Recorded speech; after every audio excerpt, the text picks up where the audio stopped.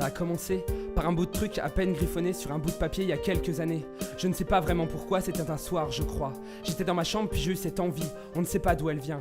Mais elle est là, on ne sait pas trop où on va, mais on écrit, on extériorise, on ne sait pas trop où on va. Mais on est sous l'emprise, c'est comme des crises. Mon premier texte commençait, je crois, par un je ne sais pas, c'est un besoin.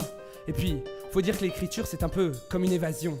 C'est un voyage sans connaître la destination. L'écrivain est condamné à une perpétuelle prison, celle de l'envie de s'évader. C'est un bagnard de l'espoir qui dans les écrits trouve délivrance. Quand il se livre, c'est sa plume qui pleure. Et quand tu ouvres mon livre, tu tombes sur la page du cœur. Saute pas un chapitre sinon, bienvenue dans la rancœur. De ceux qu'appellent les gens un artiste, moi j'appelle cela de l'art triste. Mes textes sont comme un journal intime. Ça retrace une vie, ça rime. Il y a une thèse, une entité, il y a la synthèse de mon identité. Ça manque parfois de syntaxe, de contenu, mais ne m'en veux pas. Je ne suis qu'un contenant qui s'est perdu. Parfois contendant, parfois tendance à être con. J'adopte un point de vue omniscient et je ne peux faire que dans le subjectif. J'écris avec mes tripes, elles manquent parfois d'adjectifs. Je m'inspire dans l'abject. Laisse le sujet au roi, je me satisferai des restes. Moi, je témoignerai au nom de tous ceux qu'on ne voit pas, qu'on ne veut pas voir, tous ceux dont la voix ne compte pas. Tous ceux que tu aperçois sans entrevoir leur bon côté. Chaque côté obscur a sa part de beauté. Et c'est peut-être cela la réelle beauté de l'être. Et de ne pas être un simple sociétaire aveugle, un simple prolétaire qui beugle. Pour la terre qui tourne en rond parce que la planète bleue s'ennuie. Les rêves fuient par la petite porte pendant qu'on fait une haie d'honneur. À la colère, à la haine, à la peur. À pleurer, à peurer. J'ai mouillé le papier où je crachais.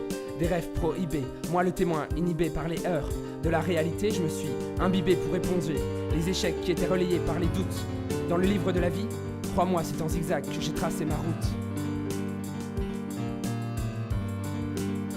Je vois pas encore la ligne d'arrivée, même si ma météo s'est éclaircie, même si encore quelques éclairs, même si il y a encore quelques pluies de larmes. Même si la route est encore longue, je partirai pas en contresens. Et pour mon avenir, crois-moi, j'ai fait le plein d'essence. Et pour la confidence, j'ai même retrouvé ma conscience. Elle buvait un coup avec ma confiance, au coin de la rue. Faut dire qu'au moment de leur départ, dans ma tête, il y avait un de ces bazars. Tu trouvais pas mal de choses posées là par hasard, mais tu trouvais pas beaucoup de plomb. En écrivant, je me rends compte qu'au début du livre, tu trouvais qu'un jeune con. Et pour la confidence, j'ai retrouvé ma conscience.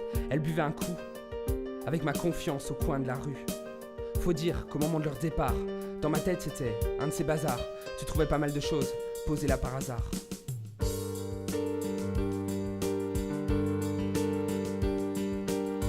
Mais tu trouvais pas beaucoup de plomb.